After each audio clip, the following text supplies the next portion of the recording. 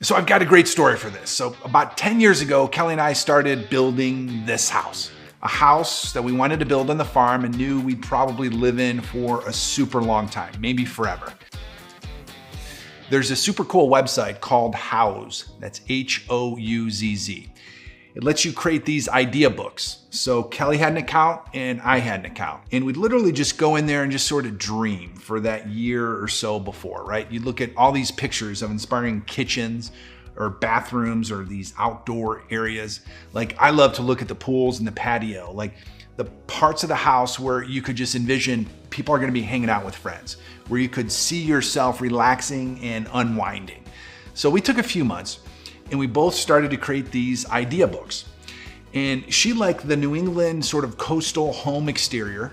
I like the more Colorado mountain style home, but surprisingly, the inside, the interior, our tastes were almost identical. Mine were maybe a little bit more rugged, but when we came together, we started to show each other what we liked, what we really liked, and what we loved. And there was one common denominator: a single architect who had designed multiple houses on both of our lists. And literally there's thousands of things to pick from. So this is it was pretty nuts. So we called this guy up, and it turns out he lived in Ann Arbor, Michigan. So just a few hours away.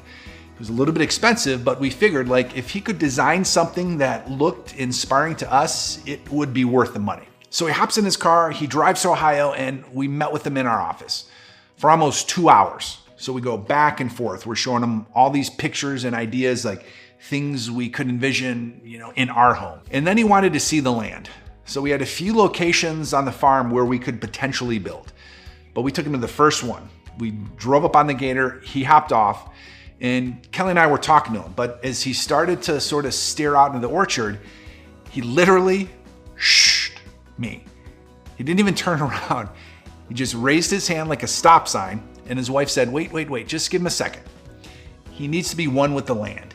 So we just shut up. He stood there in silence for at least 10 minutes. It was completely quiet. I mean, I didn't even want to whisper to Kelly next to me. And then he turns around and he says, I see it, I've got it. I'm gonna send it to you in 2 weeks. And 2 weeks later, he sent us an architectural rendering of the house that we live in right now, the house that we're actually recording this video in.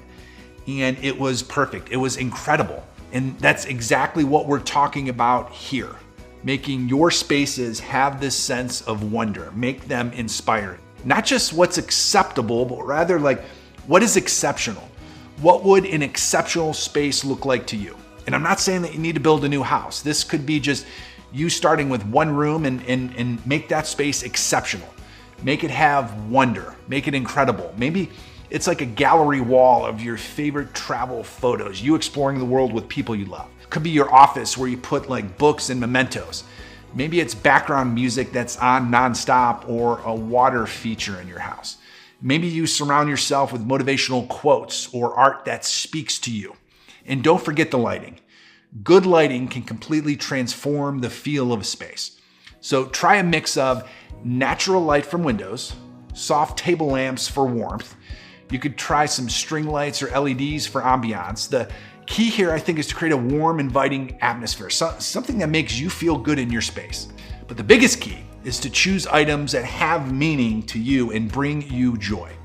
This isn't really about impressing anybody else or following this design trend.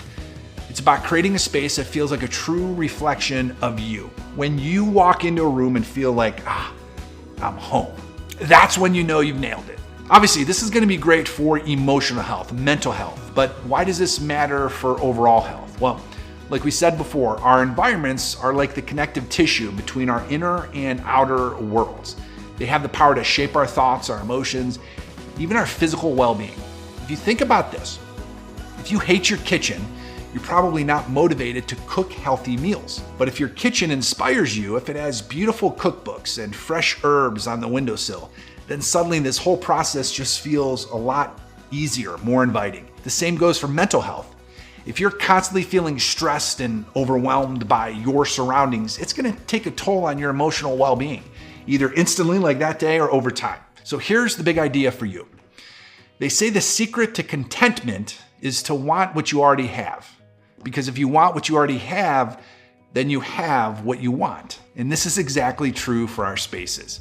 If we're trying to build a life that we love, then the more you love where you are, the more of your life you're actually going to love. So here's my challenge to you this week. Just pick one space that you spend a lot of time in or want to spend a lot of time in and give it a flow makeover. It could be your bedroom, your home office, your kitchen, whatever feels most impactful for you. And then just do it. Make it yours.